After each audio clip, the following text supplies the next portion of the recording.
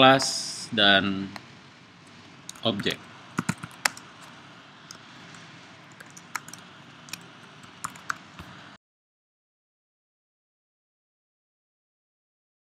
Assalamualaikum warahmatullahi wabarakatuh. Pada video pertama kita akan membahas tentang pemrograman berorientasi objek.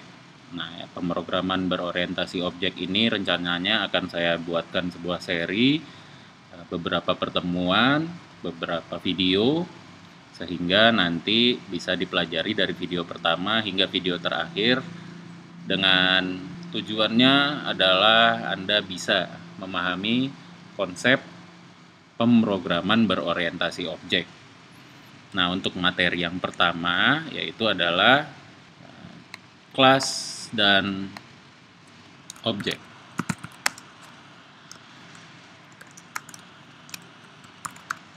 Nah, mungkin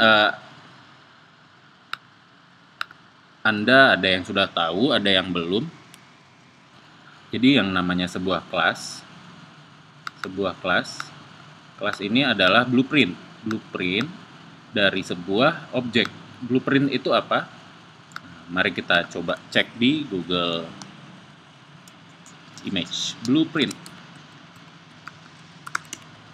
itu seperti ini. Nah, blueprint itu semacam rancangan. Kalau rumah itu rancangan rumah, denah, arsitek itu tugasnya membuat rancangan ya. Nah, seperti itu ya, membuat blueprint.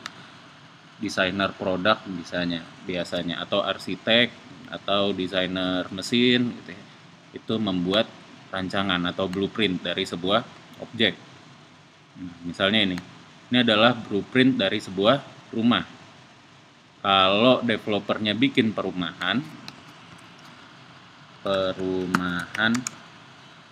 klaster. Nah, kalau perumahannya klaster, nah seperti ini, rata-rata kan objeknya sama nih, rumahnya bentuknya 1, 2, 3, 4, 5, ada 5 rumah yang sama. Atau seperti ini, 1, 2, 3, 4, 5, ada beberapa rumah yang sama. Nah, ini kan objeknya banyak, tapi rancangannya cuma ada 1. Nah, itulah dia. Blueprint itu adalah sebuah rancangan, di mana dari rancangan ini bisa dibuatkan banyak objek. Itu ya. Saya harap sudah bisa mengerti tentang kelas dan objek. Jadi sebenarnya pada pemrograman berorientasi objek, itu yang dibutuhkan hanyalah membuat kelas dan objek. Itu adalah fundamental dasar dari pemrograman berorientasi objek, yang terdiri dari kelas-kelas dan objek-objek. Tentunya ada banyak teori lain yang akan kita bahas di pertemuan berikutnya yang semuanya berhubungan dengan kelas dan objek ini.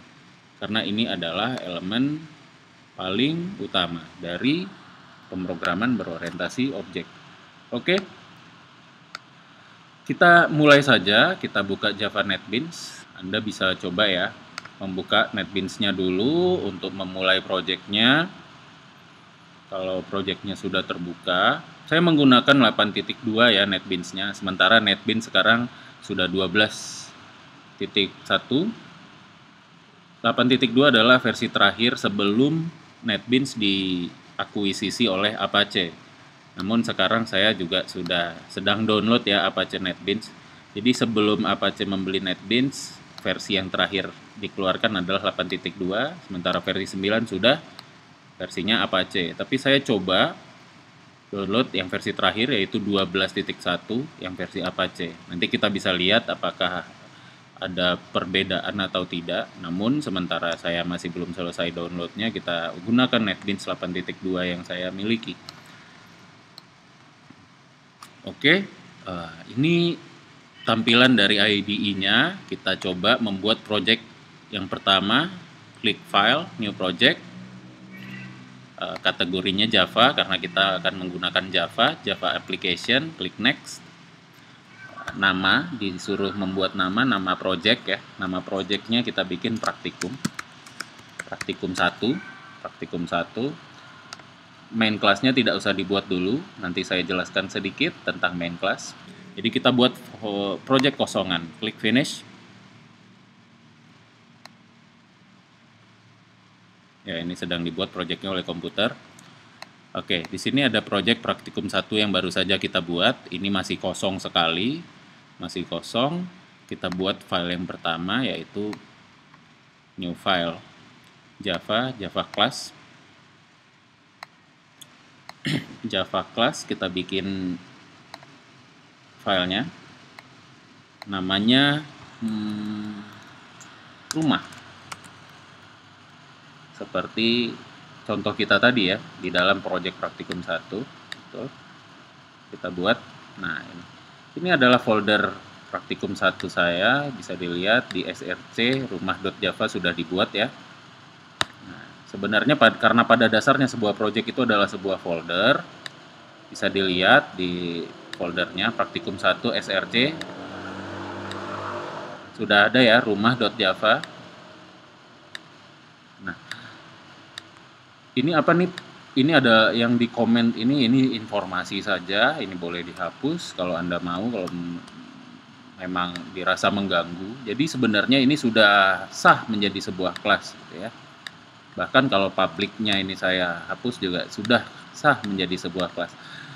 Kelas itu syaratnya, kelas ini walaupun kosong ya, syarat sebuah kelas adalah ada nama, ada tulisan kelasnya, ada namanya, diberi nama kelasnya, tutup kurung, buka kurung, tutup kurung. Sudah, itu sudah sah menjadi sebuah kelas. Namun ya, kita sama-sama ketahui bahwa kelas ini masih kosong. Ya. Nah, buka kurung, tutup kurung. Ini sudah sah menjadi sebuah kelas, tapi masih kosong. Tapi kita sudah bisa membuat objeknya. Tadi juga sudah saya jelaskan ya, bahwa kelas adalah sebuah rancangan, objeknya adalah produknya, gitu ya. Kalau kelasnya masih kosong, apakah objeknya sudah bisa kita buat, Pak? Sudah bisa. Nah, namun tetap ya bisa dibilang objeknya ya kosong juga. Objeknya belum punya isi seperti kelasnya.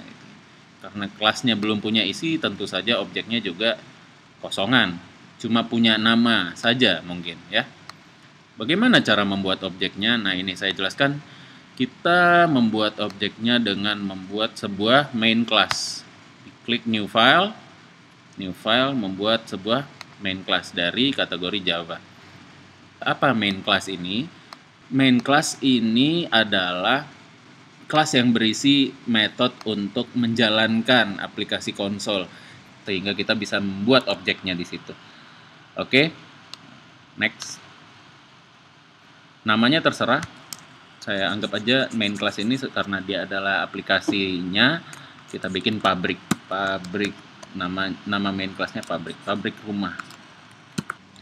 Langsung. Nah, ini pabrik rumah.java ini ada main class. Ini bedanya ya, dia ada semacam tombol play di logo filenya, yaitu menandakan bahwa dia bisa menjalankan aplikasi kecil-kecilan, aplikasi konsol yang nanti akan keluar lewat output sini. Oke, di sini ada ini, silakan kalau mau dihapus. Ya, ada beberapa argumen-argumen yang ya tidak perlu. Nah, metode yang dimaksud tadi itu ini, main method. Anda bisa membuat objek di sini dari kelas rumah.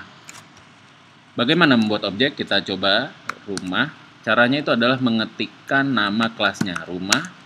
Dari kelas rumah, saya ingin membuat objek rumah 1. Rumah nomor 1. Ya. Ini adalah sebuah objek yang baru dari kelas rumah. Menggunakan konstruktor rumah. Nah, ini fix, sudah jadi objek pertama kita. Apakah harus dengan seperti ini, Pak? Sama dengan objek yang pertama dari kelas rumah? Sebenarnya tidak, juga bisa ya. Rumah 2. Gini aja, cukup. Nah, ini berarti sudah ada objek rumah 2. Lalu ini apa, Pak? Ini namanya menggunakan konstruktor. Nanti kita belajar tentang konstruktor di pertemuan 4. Intinya ini cara membuat objek, bisa dengan konstruktor ataupun tidak. Hasilnya sama saja. Mungkinkah hasilnya berbeda? Mungkin kalau konstruktornya sudah kita modifikasi. Nanti kita akan bahas tentang itu. Oke, rumah 3.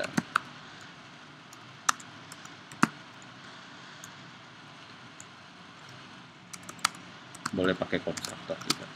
Hasilnya sama aja. Oke, ini ada, berarti sekarang kita sudah punya 3 objek rumah dari sebuah kelas, dari sebuah saja, satu buah kelas yang namanya rumah. Itu adalah cara membuat objek. Walaupun objek kita sekarang masih kosong. Yang penting kita sudah punya rumah.java, caranya ya dibuat saja kelasnya, new file, class, new class, java class. Bisa kita bikin lagi yang lain, mobil, kelas mobil.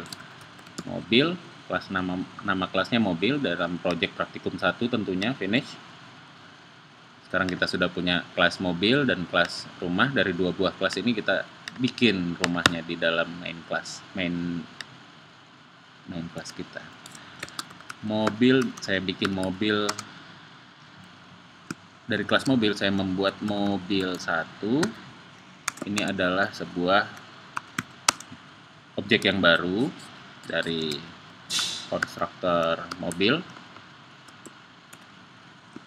2.